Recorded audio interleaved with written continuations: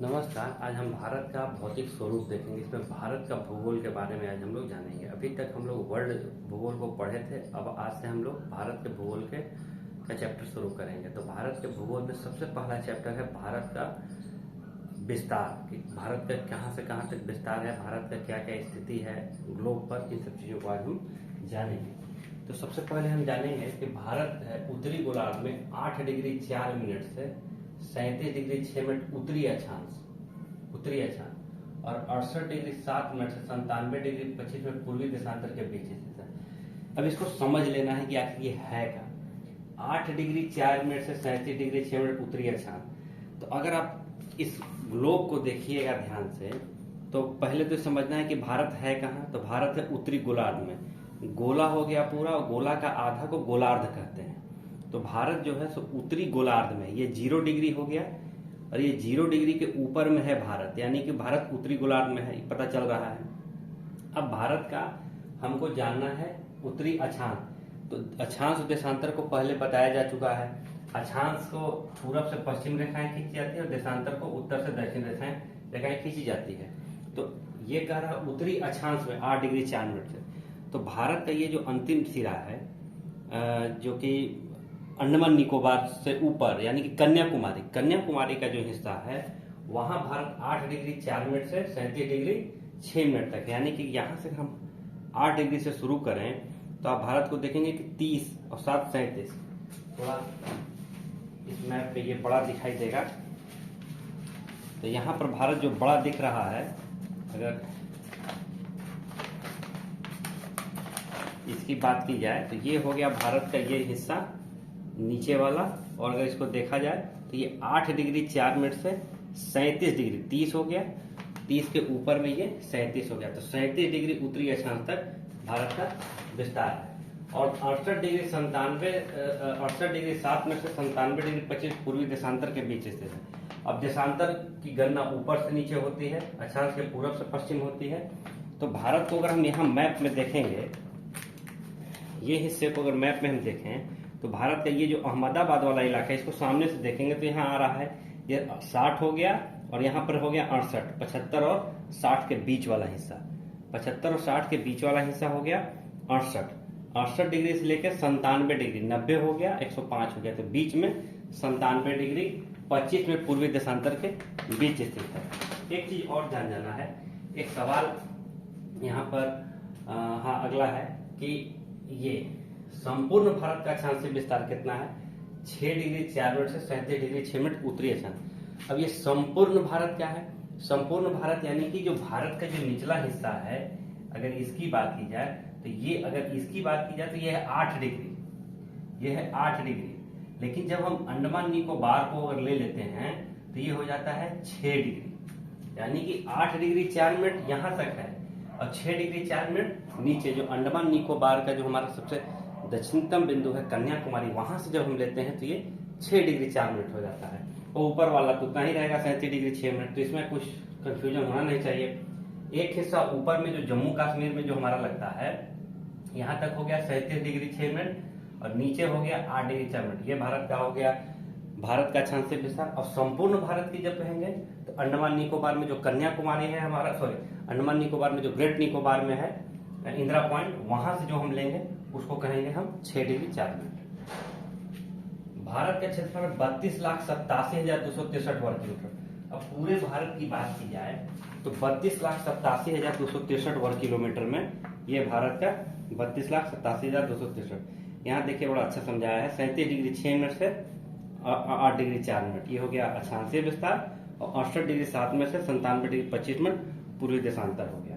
और संपूर्ण भारत की बात किया जाए, और यहाँ पर मैप में ऊपर में दिखा दिया है 68 डिग्री यहाँ पे आ रहा है, 97 डिग्री यहाँ आ रहा है। तो सब पूरे भारत की बात की जाए तो 32,87,263 वर्ग किलोमीटर। भारत का दक्षिणतम बिंदु है इंदिरा पॉइंट। अब इसको समझना है कि ये इंदिरा पॉइंट और इंदिरा कॉल में दिक्कत होता है। तो भारत का दक्षिणतम बिंदु यानी कि हमसे सबसे दूर है।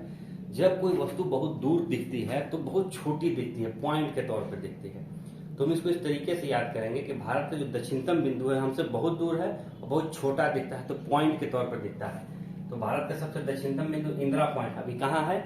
भारत का सबसे अंतिम सिरा जो है अंडमान निकोबार में, ये अंडमान निकोबार का हिस्सा जो है हमारा यहाँ ये हो गया इंदिरा पॉइंट। इससे इसका पहले नाम ये निकोबार द्वीप समूह के, ये जो अंडमान निकोबार है, अंडमान ऊपर कहलाता है और निकोबार नीचे वाला। तो निकोबार द्वीप समूह के ग्रेट निकोबार में स्थित है, उसी का एक द्वीप है ग्रेट निकोबार, वहीं स्थित है। पहले इसका नाम पिग्मेलियन पॉइंट था और लाचेन था। पिग्मेलियन पॉइंट और लाचेन इसका पहले नाम था, अभी इंदिरा पॉइंट नाम है। एक बार इंदिरा गांधी जब भारत के प्रधानमंत्री थी तो यहाँ की यात्रा की थी, उसके बाद से इसका नाम इंदिरा पॉइंट हो गया। एक्चुअली ये इंदिरा पॉइंट जो है अब समुद्र में डूब चुका है, जो ग्लोबल वार्मिंग के कारण जो पानी का स्तर जो धीरे धीरे समुद्र का जो बढ़ रहा है, उससे ये हिस्सा पानी में डूब चुका है। जब इसका नामकरण हुआ था तब ये धरती पर ही था, पानी में डूबा नहीं था। भारत का उत्तरी बिंदु है इंदिरा कॉल। अब इंदिरा कॉल और इंदिरा पॉइंट में हमको कंफ्यूजन होता है, तो इसको हम समझ लेंगे कि इन पॉइंट जब एक क्लियर हो जाएगा कि दूर है तो दूसरा, ठीक है, आपको कंफ्यूजन दूर होगा, याद तो आपको करना होगा। इंदिरा पॉइंट दूर हो गया। इंदिरा कॉल कहाँ है? इंदिरा कॉल अब लद्दाख में, पहले ये कहाँ था? पहले जम्मू कश्मीर में था, अब ये लद्दाख में है। कुछ हिस्सा जम्मू कश्मीर में भी आता है, एकदम बॉर्डर का ही इलाका है, बाकी तो पीओके पाक ऑक्युपाइड कश्मीर में चला गया है। तो भारत का उत्तरी बिंदु इंदिरा कॉल लद्दाख में है। भारत की पूर्वी सीमा अरुणाचल प्रदेश में किबिथु, पहले इसका वालांगू मिलता था, अब किबिथु इसका नाम है। अरुणाचल प्रदेश हमारा ये हिस्सा पूरा हो गया। इसकी बात की जाए तो ये हो गया अरुणाचल प्रदेश। अरुणाचल प्रदेश का अंतिम सिरा जो हो गया ये हो गया किबिथु। और पश्चिमी सीमा है सरक्रिक। सरक्रिक कहाँ है? ये गुजरात में सरक्रिक। क्रिक मतलब होता है कटा फटा वाला इलाका। इस तरीके का इलाका जो होता है जिसको क्रिक कहते हैं, तो जो कटा फटा इलाका होता है उसको क्रिक कहते हैं। तो भारत की पश्चिमी सीमा सरक्रिक है। ये कहाँ है सरक्रिक? ये गुजरात में है। भारत का उत्तर दक्षिण विस्तार है 3214 किलोमीटर। भारत का उत्तर से दक्षिण विस्तार है 3214 किलोमीटर। ये अगर इसकी बात की जाए, उत्तर से दक्षिण में विस्तार है 3214 किलोमीटर और पूरा पश्चिम विस्तार है 2933 किलोमीटर। पूरा पश्चिम विस्तार है 2933 किलोमीटर। उत्तर दक्षिण विस्तार है 3214 और पूरा पश्चिम है 2933 किलोमीटर। भारत की स्थल सीमा की लंबाई है 15,200 किलोमीटर। तटीय भाग की लंबाई है 7516.6 किलोमीटर और मुख्य भूमि के तटीय भाग की लंबाई 6100 किलोमीटर। अब इसको समझ लेना है कि क्या कह रहा है। पहले तो स्थल सीमा की लंबाई कह रहा है, तो भारत की जो स्थल सीमा है, ये स्थल यहाँ से जो हमारा पाकिस्तान से ये हिस्सा लगता है, ये हिस्सा पूरा अगर घूमते हुए यहाँ से बांग्लादेश से होते हुए जब यहाँ पहुंचेंगे तो इसकी दूरी कितनी है? 15,200 किलोमीटर कुल इसके स्थल सीमा की लंबाई है। स्थल सीमा, ये हिस्सा स्थल से लगा हुआ है, तो स्थल सीमा की लंबाई है 15,200 किलोमीटर और तटीय भाग की लंबाई है 7516.6 किलोमीटर। मुख्य भूमि के, पहले मुख्य भूमि समझते हैं।